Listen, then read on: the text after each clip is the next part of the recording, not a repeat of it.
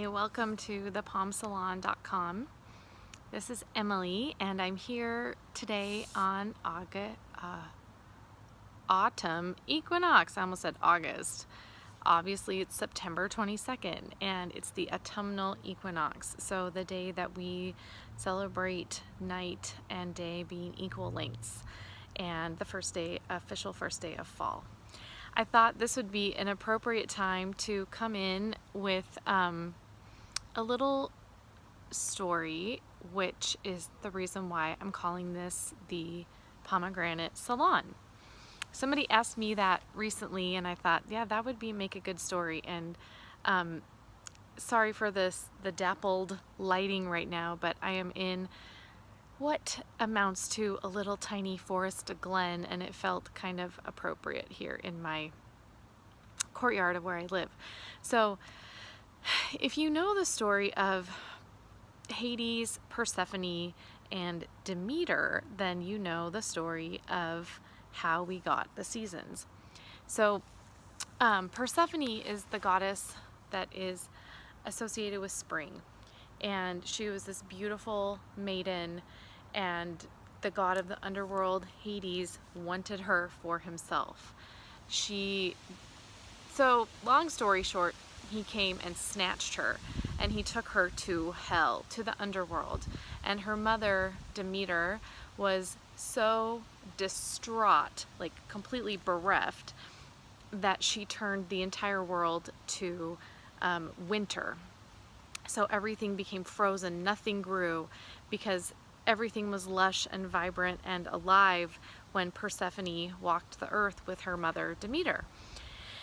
Anyway, down in hell, down in the underworld, Hades took the maiden, Persephone, and eventually, over time, convinced her to eat a little bit of what he had to offer her, which were pomegranate seeds.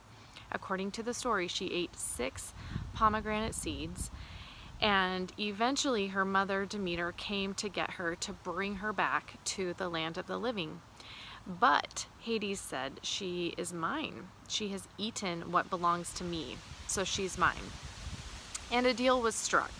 Because Persephone had eaten 6 pomegranate seeds, she would stay in the underworld with Hades 6 months out of the year, and she would come above with her mother Demeter another 6 months out of the year, giving us spring and summer, fall and winter.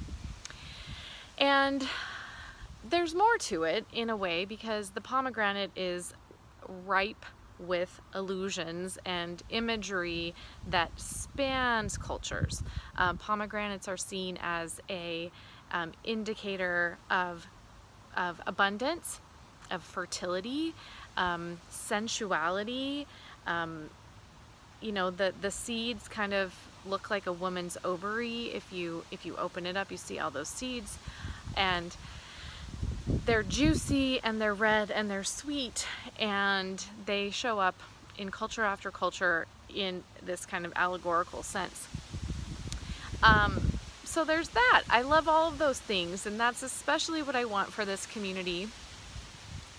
There's also the fact that I think befriending your underworld, your shadow, and making peace with that and learning to work with that energy is essential.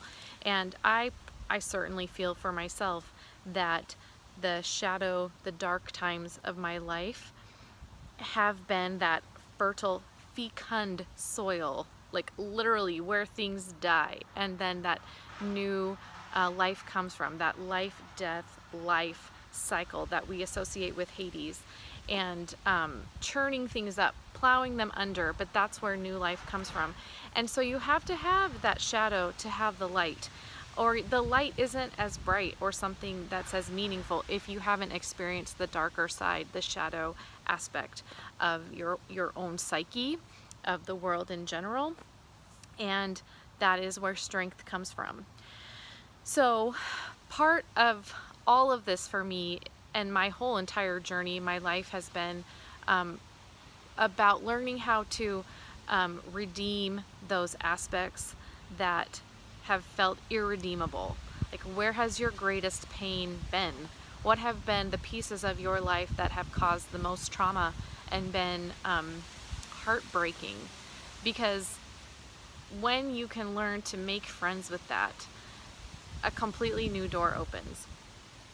In the tale of Persephone, there are many interpretations that she actually truly loved Hades, and that they had this kind of almost like, sensual, dark, moody, wicked romance, and like a true gothic romance in every sense of the word.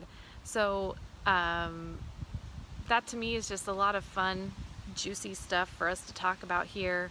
I wanted to give you a little bit more of an idea of where I'm coming from, and also to say, like, celebrate the dark, celebrate the light in equal measure. Hold them both in your hands, and let's do that together on today, the autumnal equinox.